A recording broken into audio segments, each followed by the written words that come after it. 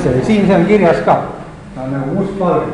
Kui teile tundub, et mõne teema juures on antud vaid osa reegleid või et materjal on pinnaliselt ja poolikult esitatud, see ongi sihilikult nii.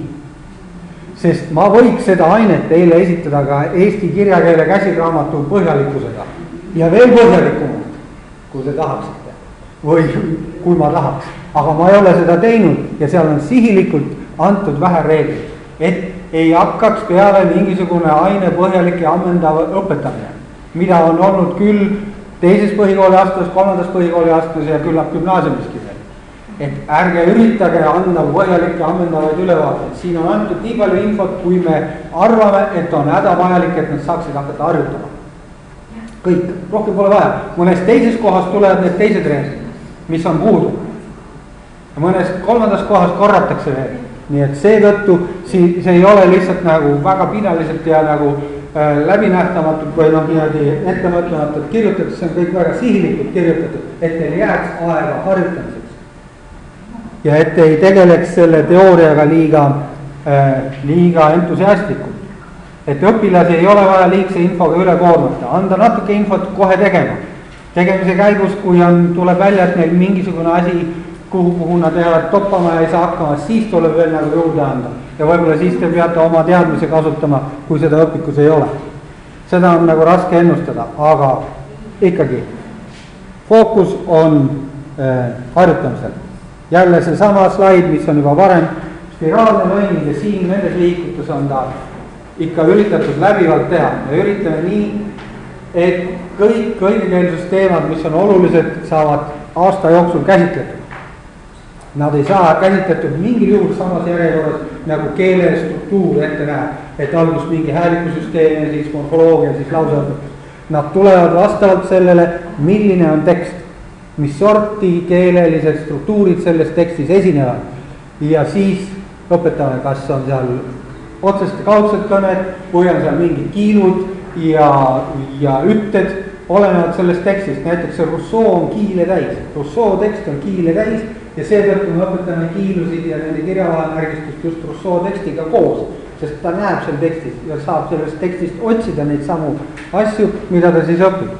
Seetõttu ongi need asjad on niimoodi sellest tekstist motiveeritud on need keeleteadmised. Seetõttu on keeleteadmised grammatiliselt täiesti tohuvabohu. Kui te vaatate, issand jumal, siin on see teema, siin on teine teema, teemad peaksid minema nii. Ei pea minema, see loogika on kõik teine. See loogika on kõik teine. Kõik teemad, mis on olulisemad meie arvates, saavad käsitletud. See järjekord ei ole selline, nagu te olete harjunud varasemates õpikutes, sest ta ei korda grammatika ülesehitust, nii nagu me oleme harjunud. Ta lähtub nendest tekstidest ja tekstid tingivad need keeleteemad, millest räägitakse. Ja niipidi see asi on üles ehitatud ja see tuleb omaks võtta, sest vastasel korral te ei saa selle materjali järgi üldse õpetada, sest kõik tundub valesti, pahasti ja ebatäiuslik ja puudulik ja üldse rumal. See loogika on teine ja selle loogikale tuleb kõigepealt pihta saada ja siis te saate aru, et see asi töötab. See asi töötab, seda on koolis proovitud, nii et ei maksa arvata, et ta nagu üldse ei töötab. Niisiis, nüüd see küsimused on juba olnud, aga uuesti vihikute ülesehitus. Igas vihikus on nüüd 3 teemat, kui seal on mõni tekst veel netis üleval, kus on 4 teemat, vahetan välja, 3 teemat saab olema, kokku 12 tundi ühe vihiku peale, 3 korda 3 vihikut õppeaasta peale, 36 tundi, see on nii orienteeriv, 35-ga peaksite hakkama saama. Muidugi ma ütlen seda ka, et tõenäoliselt on siin vihikus ikkagi harjutusi ja kõike rohkem, kui te jõuate teha selle 12 tunni jooksul. Ja see on ka sihilikult tehtud nii, sest klassid on erinevad ja erinevate vajadustega. Mõnesse klassi on vaja rohkem õigekeelsust, sest meil on sellega puudusi ja hädad.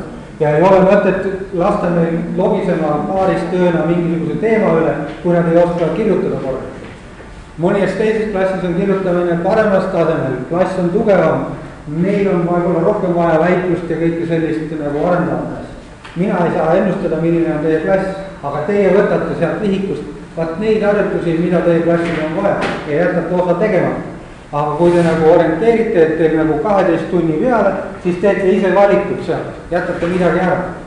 kui on tugev klass, jätate osa õigekeelsuse asja ära, on nõrgem klass, jätate seal osa suulist tegevust ära ja osa sellist nagu paaristöid või midagi, noh, leiate viisi, kuidas fokusseerida ennast sellele, mis on teie klassi jaoks oluline. Teemad ei ole ka sama mahu ja nad toimuvad 3–5 tunni vahel. Ja näiteks selles esimeses vihikus esimene teema on planeeritud 3 ainetunni peale. Teine teema on 4 tunni mahus ja kolmas on 5 tunni mahus ja annab kokku 12.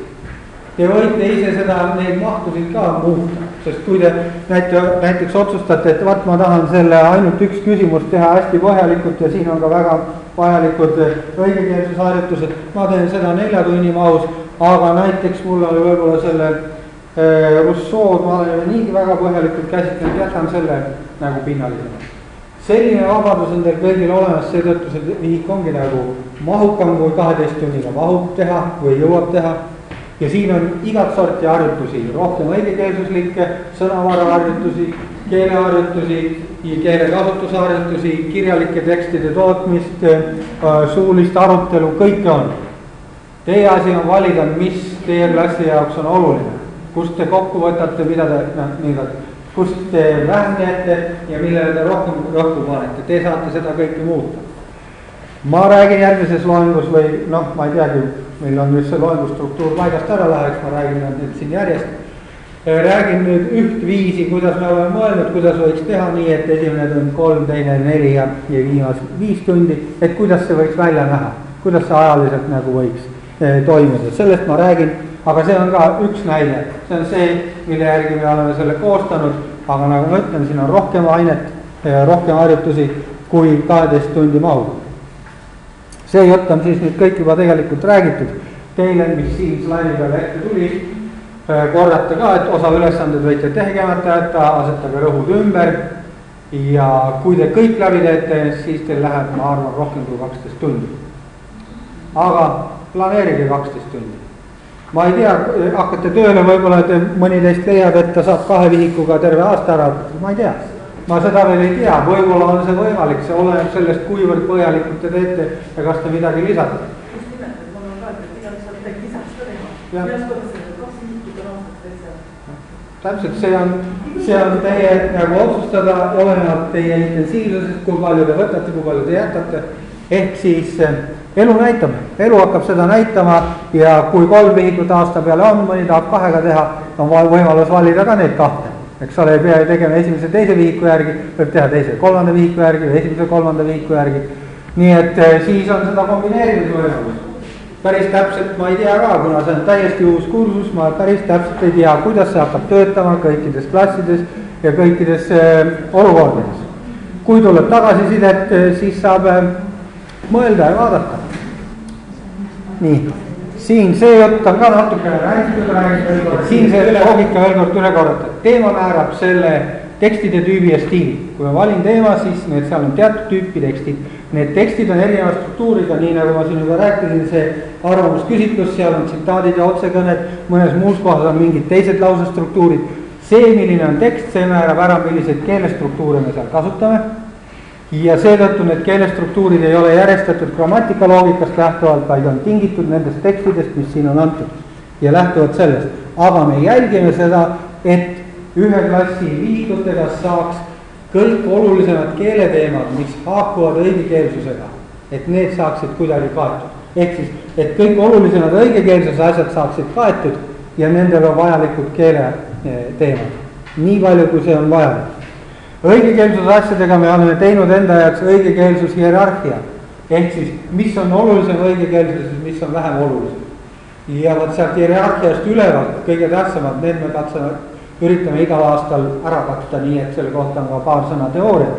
Ülejäänud, mis ei ole nii tähtsad, jäävad tõenäoliselt kõrvale, aga neid tuleb siis, nende kohta harjutusi on päris kindlasti, aga neid harjutusi tuleb sooritada abimaterjalide põhjal.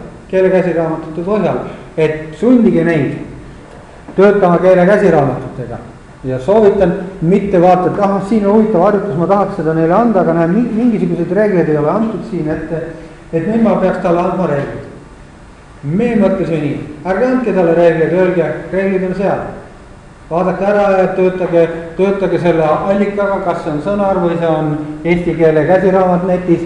Vaadake sealt, tehke see kodune harjutus, tulete pärast kooli, me kontrollime ja kui siis tuleb välja, et seal on mingisugused asjad, mis nagu osadel on valed, vaat siis need reeglid me kordame selle kontrollimise käigus uuesti üle. Mitte, et te söödate need reeglid talle ette, ta vahib need reeglid, teeb selle ära ja on tal lihtne ja unustab ja ei teki tal harjumust kasutada käsiraamatut. Ehk siis need harjutused, mille kohta ei ole keelereegleid, neid on siin küll. Siin on küll säärased õigekeelsus harjutusi, mille jaoks ei ole mingid reeglid antud. Need on nii-öelda kordanud, võib-olla mõnest on nagu eelmises vihikus või eelmises teemas või üle-eelmises teemas räägib, siis on lihtsam, vaatab sealt. Aga mõned võivad olla säärased, et üldse sel aastal ei ole juttu olnud. Aga need on ka säärased teemad, mille kohta leiab kergesti nagu sellise aluse ja töötagu nendega ja lahendagu neid selle põhjal, et neil tekiks see harjumus. Nii, nüüd siis, kuidas need materjali järjestatud, iga teema hakkab suhteliselt lihtsate soojendusharjutustega. Siis tuleb mingi lugemistekst ja siis tuleb seda lugemisteksti kontrollivad harjutused, et kas nad aru saanud. Ja siis tuleb mingi rühmatöö või rollimäng või midagi säärast, mis lähtub sellest tekstist, mis on erinevad etapid ja mis on nagu pikem, mis ei toimu kohe nagu tervikuna tavaliselt ära, vaid võib võtta 2 tundi aega. Ja seal vahel on harjutused, mis siis käivad selle rühmatööga koos. Ja teema lõppu olen koondanud õigekeelsusharjutused, sõnavaraharjutused. Et nii on see üldine ülesehitus. Jällegi see on teile siin nagu tuttav pilt, sinna ma parandan ära või vahetan välja selle faili, mis seal veel valesti on. Ja nüüd siis sellega on nüüd see loeng läbi ja järgmine on, nüüd võtame esimese vihiku niimoodi lehelt.